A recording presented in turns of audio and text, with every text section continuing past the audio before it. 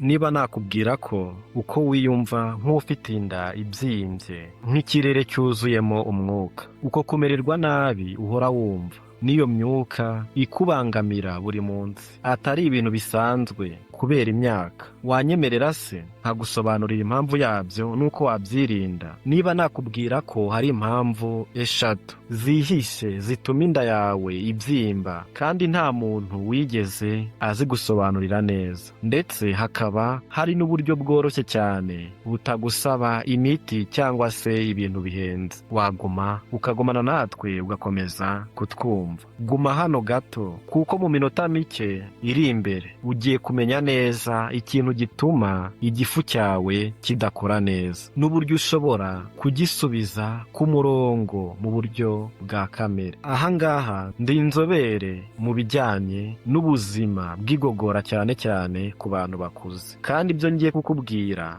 byahinduye ubuzima bw'abantu ibihumbi bari barabuze icyizere. Reka nkubwire inkuru ya Esther. Yari afite imyaka 72 igihe yinjiraga bwa mbere mu biro byanjye. Yari afite impapuro nyinshi z'ibizamini by'amaraso n'amabwiriza yo gufata imiti imufasha kujya mu bwiherero. Ndibuka neza isura ye yari yuzuyemo umubabaro n'umunaniro, ibintu mbona kenshi ku bantu bafite iki kibazo. Yaricaye arambwira ati, muganga, nakoze byose, nakoze siporo, nariye imboga, inywa n'amazi ahagije, ariko se ni igiki nkora nabi? Esther yari umupfakazi, yari umukecuru w'abuzukuru 5 yakundaga cyane, ariko kuribwa mu nda buri gihe n'imyuka yamuteraga isoni mu ruhame n'ingorane zo kujya mu bwiherero buri kanya byari byaramwambuye ibyishimo byo kubaho atabanje gutekereza ku nda ye buri munsi. Yari yaragerageje ibintu byinshi, harimo koza Caron, kunywa icyayi cy'imiti kimutera ububabare bukabije, kunywa vinega imutwika mu gifu, nta na kimwe kigeze kimufasha igihe kirekire. Ikibabaje kurushaho, hari umuganga wari warigeze kumubwira ko ari ibisanzwe kubera imyaka ye y'izabukuru ko agomba kubimenyera, ariko ukuri ni uko umubiri wawe nturi gupfa kandi ntugomba kubaho utyo iteka ryose. Akenshi imiti ikemura ibimenyetso gusa, ntigire icyo ikora ku mpamvu nyamukuru. Namubwiye ikintu cyahinduye imyumvire ye. Uko kubyimba kwawe si umwanzi wawe, ni ubutumwa umubiri wawe ukugezaho. Amara yawe aragusaba ubufasha mu buryo bworoshye ashoboye. Iyo watangiye kureba umubiri wawe nk'inshuti ikeneye ubufasha, icyo gihe ibintu biba byahindutse. None rero reka ngusobanurire ibibera mu nda yawe. Tekereza inzira ndende imeze nka korodori ifite imiryango ku mpande. Iyo korodori niyo mara yawe. Iyo ibintu bimeze neza, hari nk'imirongo y'imbaraga igenda isunika ibirimo imbere ikabijyana hanze. Ariko iyo imikorere igabanutse, ni nk'aho amatara aba azimye, ibiryo biguma imbere bigatangira kubora, bigatanga imyuka. Amazi yagakwiye kuguma mu ngirabuzima fatizo agakurwamo, bigasigara bikomeye nk'amabuye. Niho wumva uwo mubabaro no kubyimba. Ariko inkuru nziza ni uko umubiri wawe ushobora kongera gukora neza. Ukeneye gusa uburyo bukwiye. Tekereza ejo mu gitondo, aho guhita ufata ikawa cyangwa se undi muti, fata ikirahuri cy'amazi. Iyo myitwarire yoroheje ishobora kuba ari itangiza byose. Ikibazo nyamukuru ntikiri muri Caron nk'uko benshi babitekereza, ahubwo gitangira mu gifu no ku buryo utangira umunsi wawe. Abantu benshi bibwira ko Caron iba ifunze bakajya gushaka uburyo bwo kuyisukura, nyamara iba igitegereje gusa ikimenyetso kiva mu gifu. Impamvu ya mbere ni ukubura amazi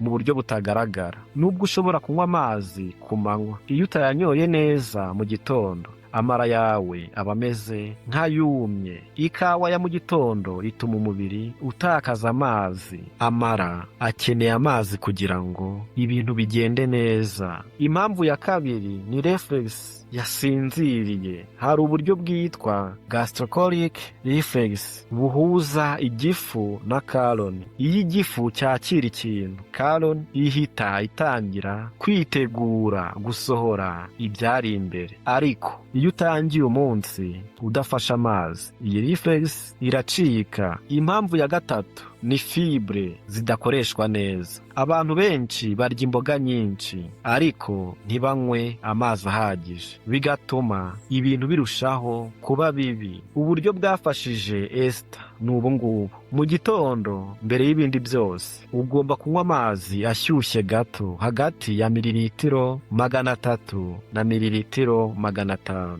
Ibi ngibi bigufasha gutuma amara akora neza, bigatera ya reflex ndetse bigatanga amazi akenewe. Nijoro shyira prunes 4 cyangwa se prunes 5 mu mazi, mu gitondo uyanywe. Ibi bituma ibintu byoroha mu mara. Kumyuka cyangwa se mu gihe wumva mu nda habyimbye, ariwo cya gihe wumva ushaka gusohora imyuka, unywe icyayi cya fenel inshuro 2 cyangwa se 3 ku munsi. Gifasha gutuma amara atuza no gusohora imyuka. Kora massage ku nda yawe ukurikije aho colon iherereye, uhereye iburyo urya hejuru ukambukiranya ukamanuka ibumoso. Komeza kunywa amazi ku manywa, cyane cyane mbere ya nimugoroba, kugira ngo utabangamirwa nijoro. Nyuma y'amezi 3 Esther yagarutse afite ibyishimo. Yongeye kubona ubuzima bwe atagitekereza ku nda buri gihe. Ubutumwa nyamukuru si uko ibyo wumva atari igihano cy'ubuzima, ni ikimenyetso cy'uko ubuzima bwawe bukeneye ubufasha. Uburyo navuze ntabwo ari umuti w'ako kanya, ni uburyo bwo kubaho. Tangira uyu munsi, iri joro utegure prunes, ejo unywa amazi ashyushye, hanyuma umubiri wawe mu minsi 2 gusa utangire kubona impinduka. Nubona impinduka uzagaruke utange ubuhamya bwawe. Ushobora gufasha n'undi muntu kumenya uko yakemura iki kibazo. Tekereza umuntu ufite isaha ihora ihagaze nabi, nubwo wamushyiramo ibuye rishya cyangwa se ukayisukura neza, ntizigera itanga igihe nyacyo, igihe cyose hatagize igihinduka ku buryo ikora imbere. Uko niko n'igogorwa rikora. Ushobora guhindura ibiryo ukanywa ibinyobwa byinshi, ariko niba uburyo urya burimo amakosa, igifu cyawe gikomeza gukora nabi. Abantu benshi barya bihuta cyane, batarya neza, bakarya batekereza ku bindi, bakareba telefone cyangwa se televiziyo. Ibi byose bituma ubwonko butamenya neza ko igikorwa cyo kurya kiri kuba, kandi bigatuma igifu kitarekura imisemburo ihagije ifasha mu gusya ibiryo. Ikivamo ni uko ibiryo biguma mu gifu igihe kirekire kurusha uko byari bikwiye, bigatangira kubora mbere y'uko bigera aho bigomba kujya. Ibi nibyo bitangira kubyara imyuka myinshi mu nda, uburibwe n'imyumvire yo kuremererwa. Hari n'undi murongo ukomeye uhuza ubwonko n'amara abantu bake cyane basobanukiwe. Uyu murongo witwa gut brain connection. Ni ukuvuga ko amarangamutima yawe n'uko umeze mu mutwe bishobora guhindura mu buryo bukomeye imikorere y'amara yawe. Iyo uhorana stress, ugahangayika cyangwa se umunaniro ukabije, umubiri wawe uhita ujya mu buryo bwo kwirwanaho, ugatangira guhagarika ibikorwa byose bidafite akamaro ako kanya, harimo n'igogorwa. Iyo bigenze bityo, amaraso menshi ajya mu bice bifasha kwirwanaho aho kujya mu mara. Amara agahita akora gahoro cyane, ibintu bikagenda buhoro, bikiyongera imbere, bigatangira kubora. Niyo mpamvu ushobora kubona umuntu wari umeze neza, ariko nyuma y'igihe cy'ihungabana cyangwa se guhangayika, akabona inda itangiye kumubabaza cyangwa se kubyimba. Hari ikindi kibazo gihishe abantu benshi batitayeho. aricyo cyo kurya amasaha atandukanye buri munsi. Umubiri wawe ukunda gahunda ihoraho. Iyo urya igihe kimwe buri munsi, amara yawe arabyimenyereza, akamenyera igihe agomba gutangira gukora cyane. Ariko iyo urya igihe icyo ari cyo cyose, rimwe saa saba, ubundi saa tatu, ubundi saa yine z'ijoro, umubiri urayoberwa, ntumenye igihe cyo gutangira igikorwa cyo gusohora ibyashize. Ibi bituma ibintu bisigara mu nda igihe kirekire cyane, bigahinduka ikibazo gikomeye cyane mu buryo bucecetse butagaragara ako kanya. Nta muntu uhita abimenya, ariko buhoro buhoro ugatangira kumva inda yawe ihora yuzuye nubwo waba utariye byinshi. None reka rero tuvuge ku kindi kintu abantu benshi bibwira ko ari cyiza ariko kigira ingaruka mbi. Hari igihe umuntu ashobora gufata icyemezo cyo kugabanya ibiryo cyane, yibwira ko ari uburyo bwo koroshya igifu. Ariko iyo umubiri udahabwa ibiryo bihagije, uhindura uburyo ukoramo, ugatangira gufata ibiryo bike uhawe ukabibika cyane, kandi ibikorwa byo gusohora bikagabanuka cyane. Ibi bituma ibintu biguma mu mara igihe kirekire kurushaho, bigakomeza kwiyongera, bigatanga ibibazo byinshi kurushaho. Umubiri wawe ukeneye uburinganire, si ukwirengagiza cyangwa gukabya. Hari n'ikindi kintu gikomeye cyane abantu bakunda kwirengagiza, aricyo cyo gukoresha nabi imiti runaka. Hari imiti ishobora gutuma amara adakora neza nubwo iba itagamije ibyo ngibyo. Urugero ni nk'imiti igabanya ububabare ikoreshwa igihe kirekire, cyangwa se indi miti ifata ku mikorere y'imitsi. Ibi bishobora kugabanya umuvuduko w'amara mu buryo butagaragara ako kanya, ariko bukomeza kwiyongera uko iminsi ishira.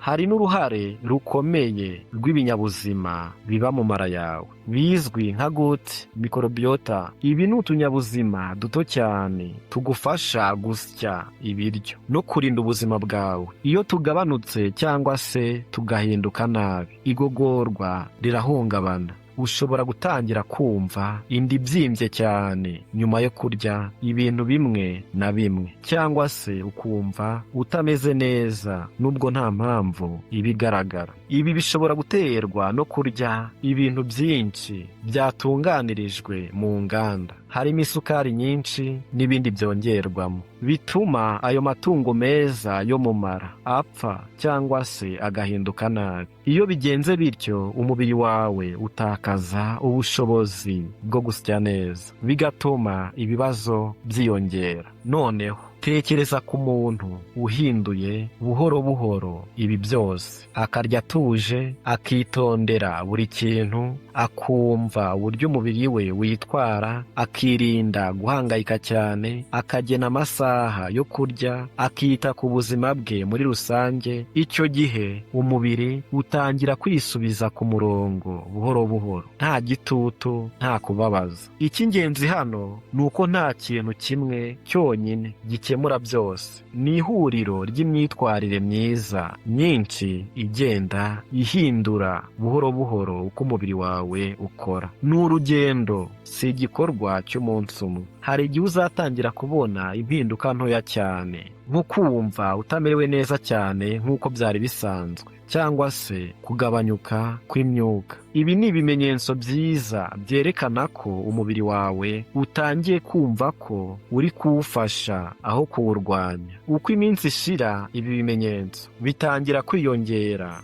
kugeza aho usanga ibintu byari byarakubangamiye cyane byaragiye bigabanuka cyangwa se bikazimira burundu. Icyo gihe uzamenya ko igisubizo kitari mu gushaka ibintu by'ako kanya, ahubwo cyari mu guhindura uko ubaho buri munsi. Niba hari ikintu kimwe wakwibuka muri ibi bintu byose, ni uko umubiri wawe ufite ubushobozi bwo kwisubiza ku murongo, kurusha uko ubitekereza. Icyo usabwa ni ukuwumva no kuwufasha mu buryo bukwiye. Iyo ubikoze, ibisubizo biza buhoro buhoro, ariko bikaza bikomeye kandi birambye. Ubu ni bwo buryo bw'ukuri bwo kongera kugira ubuzima bwiza bw'igogorwa, atari ukwihutira ibisubizo by'ako kanya, ahubwo ni ukwakira inzira iganisha ku buzima burambye. Hari urwego rundi rwihariye abantu bake cyane bamenya, ariko rufite uruhare rukomeye cyane mu gutuma wiyumva neza cyangwa se ukagira ikibazo gihoraho mu nda utabasha gusobanura neza impamvu. Ibi bijyana n'uburyo umubiri wawe ugenzura imbaraga ukoresha buri munsi n'igihe uha umubiri wawe cyo kuruhuka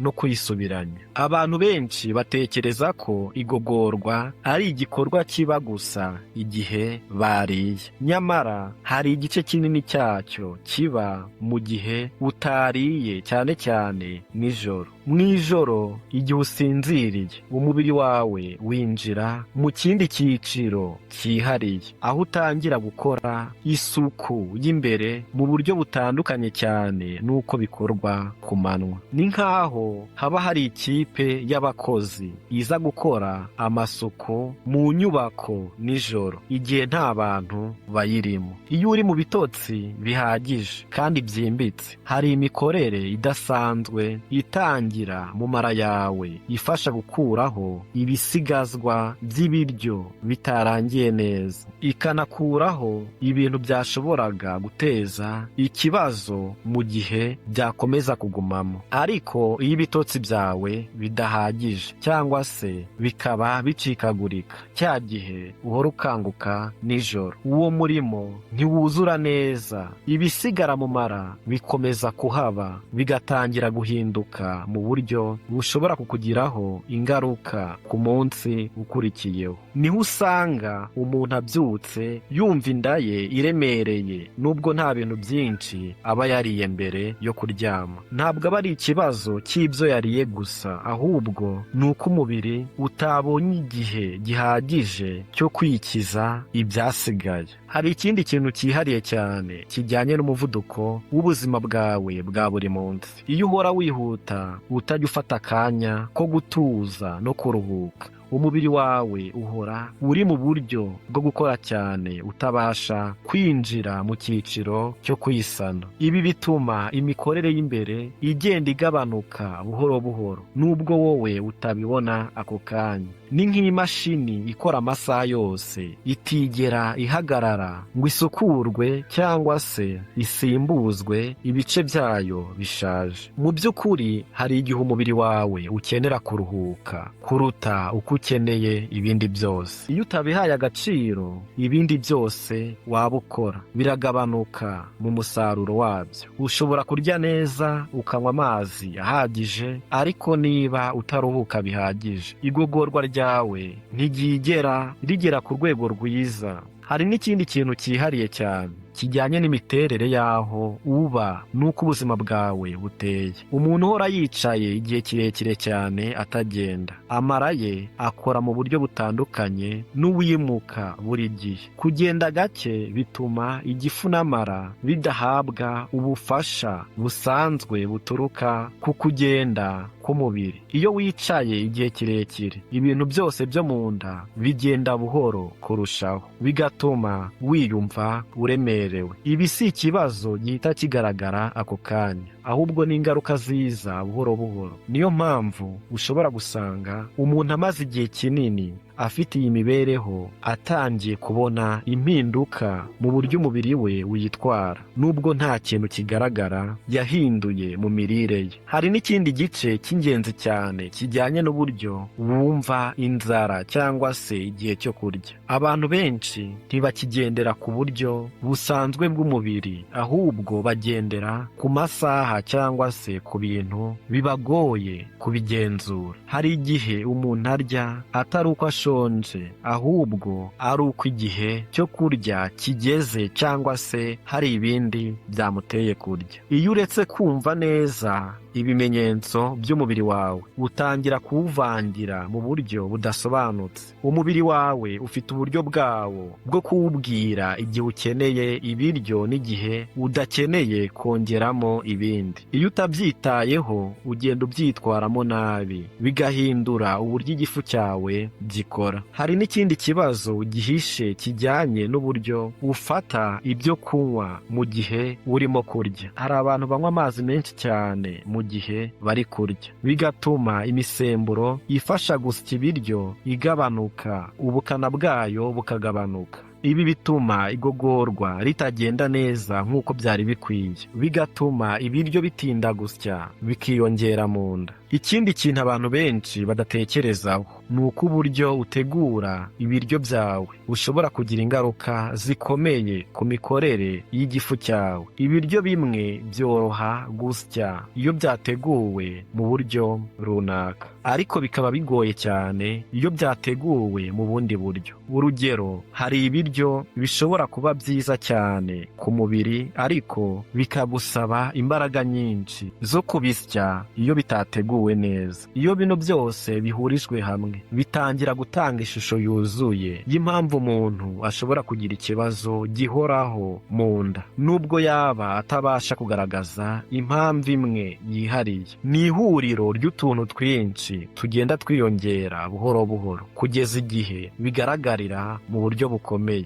Ariko inkuru nziza ni uko bino byose byubakwa buhoro buhoro, ari nako bishobora gusohorwa buhoro buhoro. Nta mpamvu yo kwihutira ibisubizo by'ako kanya, ahubwo igikenewe ni ukwihangana no guhindura ibintu bito bito mu buzima bwawe bwa buri munsi. Uzatangira kubona impinduka zitari nini cyane ku ntangiriro, ariko zifite igisobanuro gikomeye. Ni nk'itara ritangira gucana buhoro buhoro mu cyumba cyari kijimye. Uko urushaho gukomeza izi mpinduka niko urushaho kubona urumuri rwinshi. Igihe kizagera wumve ko umubiri wawe wongeye kugukorera aho kukurwanya. Uwo ni wo mwanya uzamenya ko wahinduye ibintu mu buryo burambye, atari mu buryo bw'igihe gito. Ibi byose bigaragaza ko igogorwa atari igikorwa cyoroshye nk'uko benshi babitekereza, ahubwo ari urusobe rw'ibintu byinshi bikorana. Iyo wita ku gice kimwe gusa ntubona ibisubizo byuzuye, ariko iyo ufashe igihe cyo gusobanukirwa no kwita kuri ibi byose ubona impinduka igaragara kandi irambye. Ubu ni bwo buryo bwo kubaho butuma umubiri wawe ukora neza, nta guhatirwa, nta kubabazwa, ahubwo mu buryo bworoheje kandi bwiyumvikana. Iyo ugeze aha ntabwo uba ugishaka ibisubizo hanze yawe,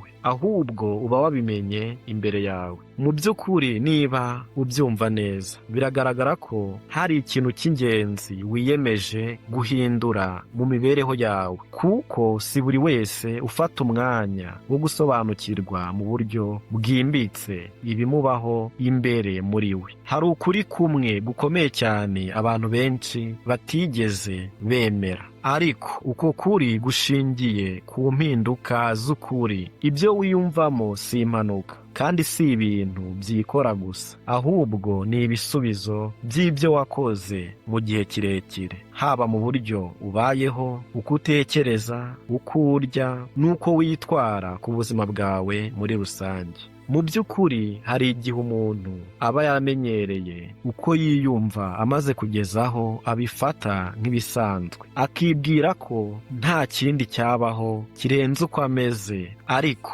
iyo ugerageje kureba kure gato usanga hari ubundi buzima bushoboka, ubuzima utumva uburemere mu nda, utajya utekereza aho buri bube bugana, utikanga igihe cyo gusohoka mu ruhame kubera ibibazo byaguteye isoni kenshi. Icyo benshi batamenya ni uko guhindura ibi ngibi bidasaba ibintu bikomeye cyane cyangwa se imbaraga zidasanzwe, ahubwo bisaba icyemezo kimwe gikomeye cyo gutangira. Hari ikintu cy'ingenzi cyane gikunze kwibagirana. aricyo cyo kuba umubiri wawe ufite gahunda yawo y'imbere ugenderaho ku buryo bwa kamere butagomba guhonyorwa cyangwa se kuvuguruzwa buri gihe. Iyo ugerageje kuwutegeka aho kuwumva, uhora ugera mu ntambara itarangira. Ariko iyo uhinduye icyerekezo ukemera gukorana nawo, ibintu bihinduka mu buryo bworoheje kurushaho. Ni nk'uko umuntu wiga koga atangira arwanya amazi, ariko akaza kumenya ko kuyareka akamujyana ari byo bimufasha kugenda neza. Ikintu gikomeye cyane ugomba gusobanukirwa ni uko impinduka nyazo zitagaragara ako kanya, ariko ziba zitangiye igihe utarabibona. Hari igihe uzatekereza ko nta cyahindutse, ariko imbere mu mubiri wawe hari ibikorwa byinshi biba biri gukorwa mu buryo bucecetse. Ibyo ni byo bigira agaciro kurusha ibindi byose, kuko ari byo byubaka umusingi ukomeye utazongera gusenyuka byoroshye. Uko uzagenda ukomeza, uzatangira kubona ibimenyetso byoroheje by'urwo rugendo bw'icyo uri kugeraho. Ushobora gusanga utangiye kugira imbaraga nyinshi cyane kurusha mbere, cyangwa se ukumva ufite umutuzo utari usanzwe. Hari n'igihe uzatangira kubona ko ibitekerezo byawe byahindutse, ukava mu gutekereza ku kibazo cyawe ujya mu gutekereza ku buzima bwawe muri rusange. Ibi ni byo byerekana ko atari igifu cyawe gusa kiri guhinduka, ahubwo n'imibereho yawe yose iri kujya ku rundi rwego. Hari n'ikindi gitekerezo gikomeye cyane gishobora guhindura uko ubibona burundu. Ntugomba gutekereza ko ibintu biba bibi cyane kugira ngo ufate icyemezo cyo guhindura. Abantu benshi batinda kugeza aho umubiri utangiye gutanga ibimenyetso bikomeye cyane, nyamara hari amahirwe menshi yo gukosora ibintu hakiri kare. Iyo utangiye uba uri guha umubiri wawe amahirwe yo kwirinda ibibazo byari kuzaza mu gihe kiri imbere. Tekereza ku muntu ushaka kugera ahantu heza cyane, ariko akanga gutangira urugendo kuko abona ko ari rurerure. Igihe kinini kirashira atarahaguruka, nyamara iyo aza gutangira n'intambwe imwe gusa, aba yarageze kure cyane. Uko niko bijyanye n'ubuzima bwawe. Intambwe ya mbere niyo igoye kurusha izindi zose, ariko niyo ifungura inzira y'izindi zose zikurikiraho. None rero, icyo usabwa si uguhindura ibintu byose icyarimwe, ahubwo ni uguhitamo gutangira uyu munsi, muri aka kanya uri kumva ibi ngibi. Niba rero hari icyo wigiye muri ibi byose, gifate nk'intangiriro y'urugendo rushya. Si nk'igitekerezo cyiza gusa kirangirira aha. Ibyo ugiye gukora nyuma y'aha ngaha nibyo bizagena niba ibyo wamenye bizagira akamaro cyangwa se niba bizaguma ari amagambo gusa. Icyo nagusaba ubu ni ukwiyumvisha ubuzima wifuza kugira mu minsi iri imbere. Wiyumvishe uko uzaba umeze niba ufashe icyemezo, n'uko uzaba umeze utagize icyo uhindura. Ibyo bitekerezo byombi ubishyire imbere yawe, ubone icyo ushaka koko. Niba wifuza impinduka, ntuzongere kubishyira ejo, kuko ejo ihora isa naho iri hafi ariko ntigerweho. Niba rero byagufashije gusobanukirwa byinshi utaruzi, fata umwanya ubisangize undi muntu. Hari abantu benshi babayeho bafite ibibazo bisa n'ibi, ariko badafite amakuru abifasha. Ushobora kuba igisubizo cy'umuntu utigeze ubona, ukoresheje gusa ubutumwa nk'ubu. Ibyo usangije undi bishobora kumuhindurira ubuzima mu buryo atigeze atekereza. Kandi niba wifuza gukomeza kumenya byinshi byagufasha kubaho neza, gihora ushaka ubumenyi bushya, wige, wumve, kandi ugerageze kubishyira mu bikorwa ibyo wize. Nta muntu uzaza kugukiza mu buryo bw'igitangaza, ariko ushobora kwiyubaka buhoro buhoro ukagera aho ushaka kugera. Ibi byose byose bitangirira ku cyemezo kimwe cyoroshye ariko gikomeye, kwemera ko ubuzima bwawe bushobora guhinduka no gufata iya mbere mu kubuhindura. Uyu munsi niwo munsi ushobora guhindura byose, ntukawureke ngo ushire nk'indi yose wigeze kubaho ntacyo uhinduye. Fata uwo mwanya ufate icyemezo utangire. Tangira rero uyu munsi, ndizera neza ko uzabona impinduka. Nubona impinduka uzagaruke uduhe ubuhamya, utange ubuhamya bwawe. Ushobora gufasha rero n'abandi bantu ukabasangiza kino kiganiro. Ibuka ko umubiri wawe utapfuye, utegereje gusa kuwumva. Tangira uyu munsi, utangire uhindure ubuzima bwawe. Murakoze cyane.